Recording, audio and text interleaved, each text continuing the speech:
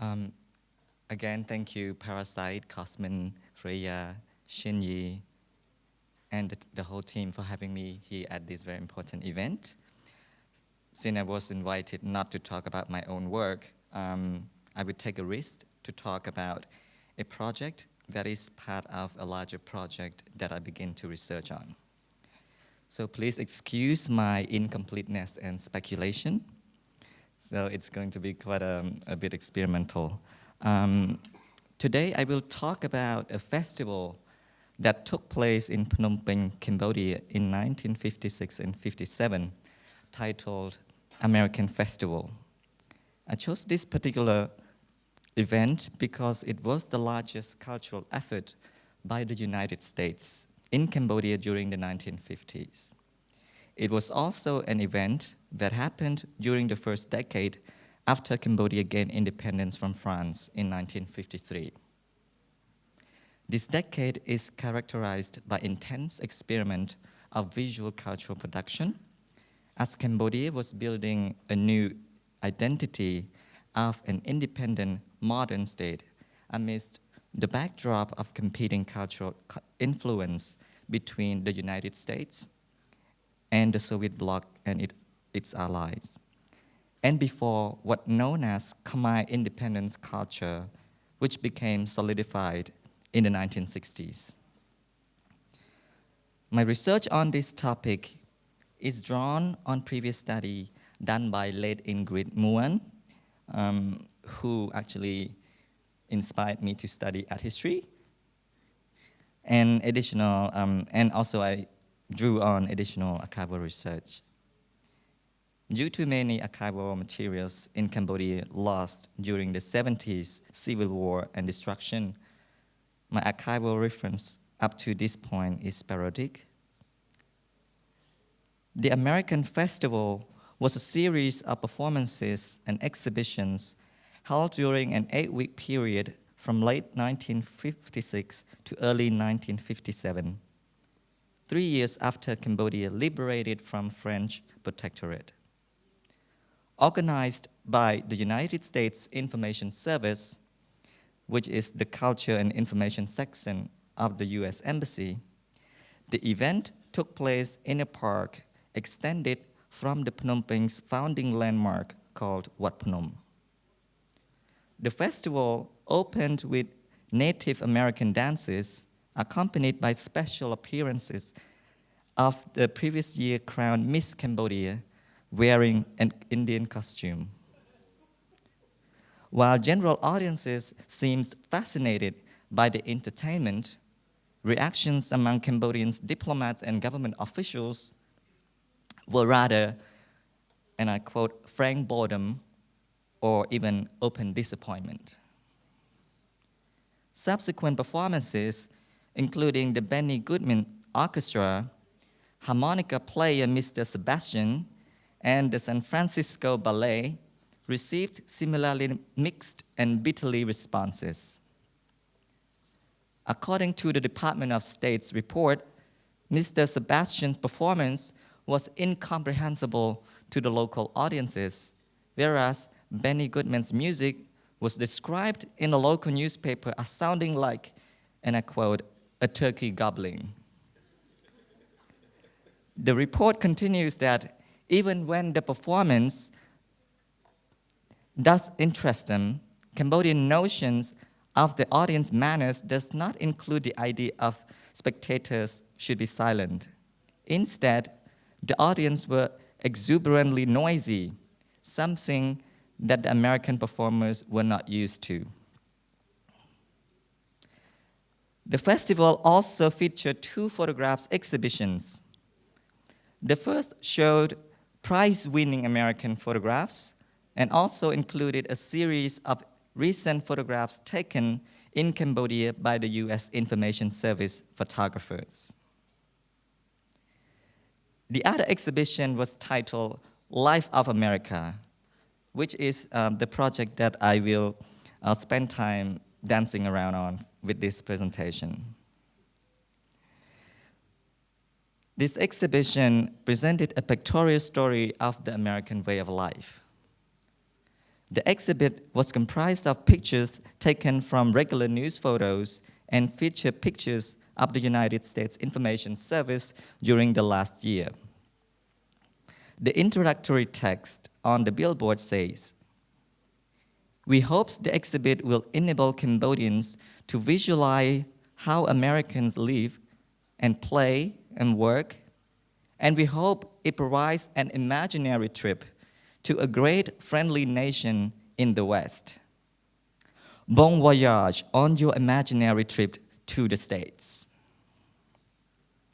At the exhibition, visitors were supposed to be taken on a journey through 19 standing panels of photographs to visit typical American homes, to see the daily life of typical American families, visit American farms, great cities, and small countries, and learn about cultural life and technological advancements of the United States.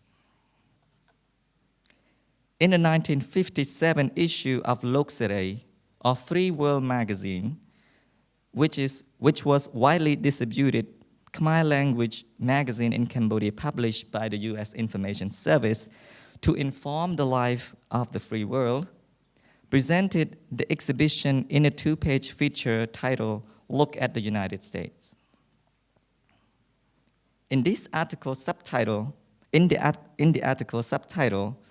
the brief pictorial narrative reaffirmed that the exhibit has taken many Cambodians on a trip to the United States through imagination. Perhaps it was not surprising that the US Information Service chose to only focus on this aspect of the whole American festival, provided that the bitter responses from the Cambodian audience towards the performance component. The exhibition then set to travel to US Information Service provincial centers across Cambodia, aiming to incite a large Cambodian population to aspire to the life in the US or life in the free world. In conjunction to this traveling exhibition, the US Information Service also sponsored a photography competition where they handed out cameras to Cambodian students across the country and urged them to emulate the American photographs in the exhibition. The traveling exhibition model was soon after followed by a mobile cinema project in which 13 mobile units called cinecars traveled throughout the Cambodian remote areas, showing to rural Cambodian audiences American films, as well as films produced by the US Information Service in Cambodia. The Cinecar project was accompanied by training courses for Cambodian government officials on basic filmmaking and operation and maintenance of the film equipment. Why was the United States was so heavily concerned with Cambodia during the 1950s? According to an inspection report in the late 50s, the US officials in Cambodia said that they feel they are in the frontline trenches on the boundary of the free world. They feel they are in the frontline trenches on the boundary of the free world and are giving everything they are capable of to keep Cambodia from being lost to the communists. Therefore, in defending their free world position in Southeast Asia, the US distributed an enormous amount of aid in Cambodia during the 1950s with the purpose to prevent communist intrusion into military and civil police forces and to minimize communist penetration of education and other vital public programs. By the end of the 1960s, US aid had totaled $195 million compared to $28 million from the Communist China and $10 million from the Soviet Union. Meanwhile, under the leadership of King become Prime Minister King became Prime Minister Sihanouk, Cambodia adopted a doctrine of neutrality in its foreign policy, claiming that it was neither part of the free world economy nor communist allies, and took part of the Bandung movement of Afro-Asian non-aligned nations. Under this neutrality, Sihanouk made clear that commitment to maintaining independence was the primary goal for the country. Therefore, foreign aid and independence remained a big tension throughout the 1950s. The US would see Cambodia as an equal partner, and its aid would support the country to achieve its own levels of freedom and prosperity, produced by, however, the American way of life. Hence, the image of the US in Cambodia must be friendly, dignified, and trustworthy. However, it also had to compete with similar cultural programs or performances and traveling cinemas by the competing powers of the Soviet Union and China.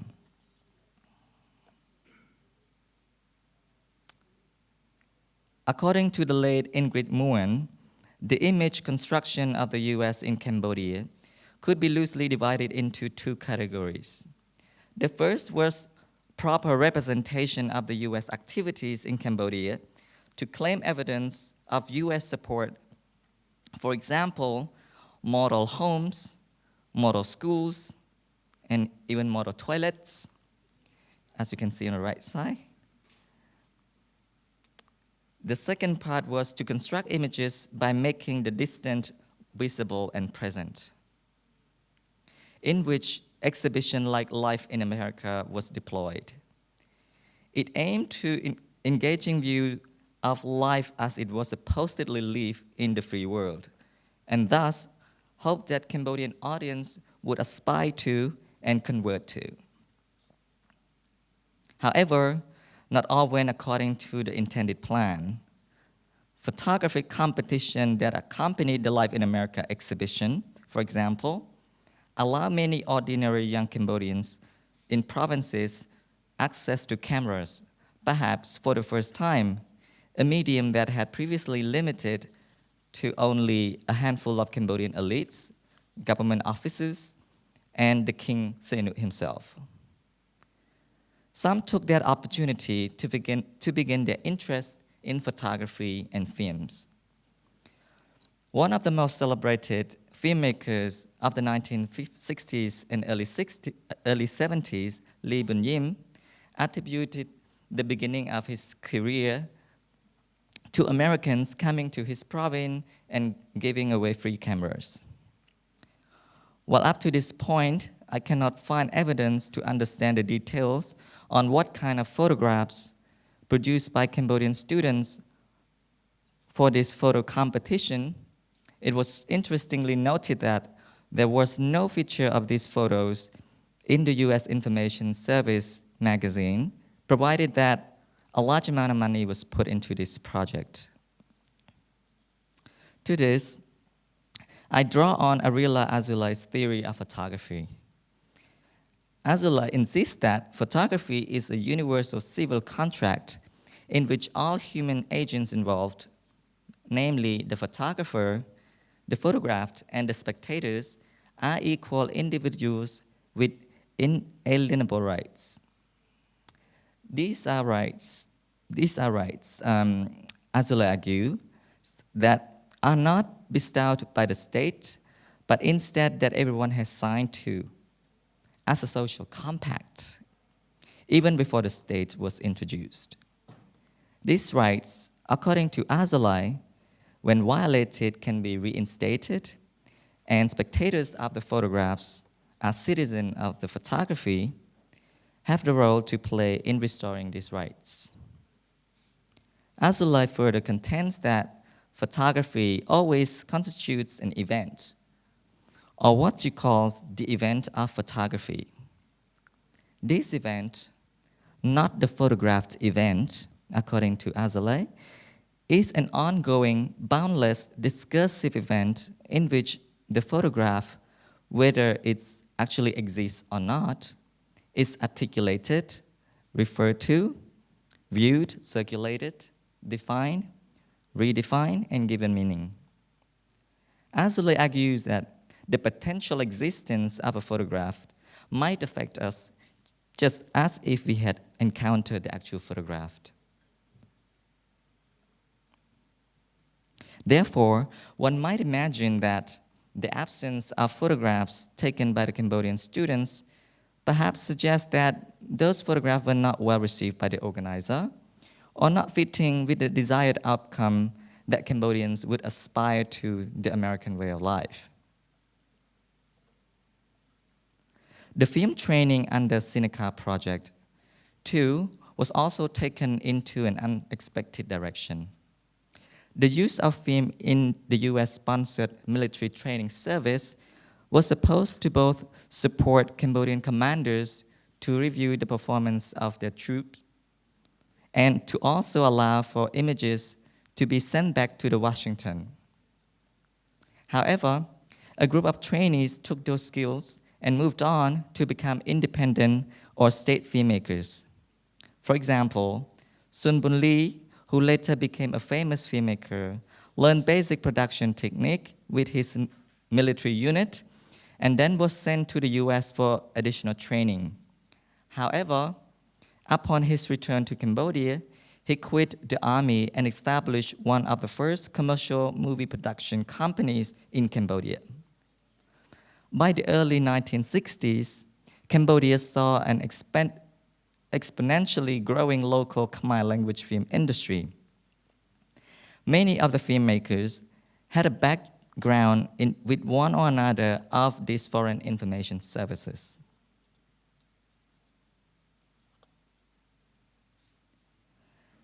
In this wake of foreign cultural penetration, Sihanouk needed to also build and promote a new image of independent and modern Cambodia, both to draw support from Cambodians, but to also find voice in international arena. The traveling photo exhibition by the United States Information Service was one of the models for Sihanouk to build on. By 1961, he inaugurated the Sangkom Rihniyum Permanent Exhibition Hall in Phnom Penh's Basak's Cultural and Public District to display Cambodians' advances in industrialization, transport, communications, production, as well as social and artistic progress. The exhibition hall was an obligatory stop for all visiting foreign delegates to Cambodia. Sihanouk also replicated the exhibition hall to some major provinces across the country. And even where there was no such an exhibition hall, some sort of photographic display was installed to present achievement in that provincial town to welcome his visit. Performances was also a big component when Sihanouk traveled across the country to meet his people, or he would say in Khmer, Kon Chau, meaning children, his children and grandchildren. He had his sponsored music band traveling with him to entertain people with Cambodian popular music as well as emerging Cambodian rock and roll. The US Information Service activities in Cambodia came to an end by early 1960s when Sihanouk terminated all US aid to Cambodia in late 1963, and in May 1965, the diplomatic relations between the Cambodia and the US were terminated. Sihanouk has used the US Information Service exhibiting strategy, the imaginary trip, to produce an image of his Sangkom Rihniyum regime. Sihanouk's exhibitions was perhaps also another imaginary trip, but this time to a highly industrialized modern Cambodia, a place of stark contrast to the reality of daily lives of the majority of Cambodians who were peasants and farmers. These constructed images of Sangkum was then shattered when Sihanouk was ousted by a military coup led by General Lon Nol in 1970, marking an end to the Cambodian Golden Era.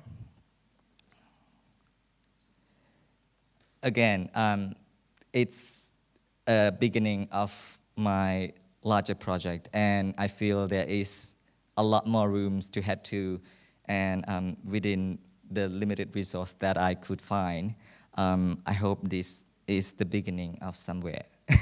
Thank you.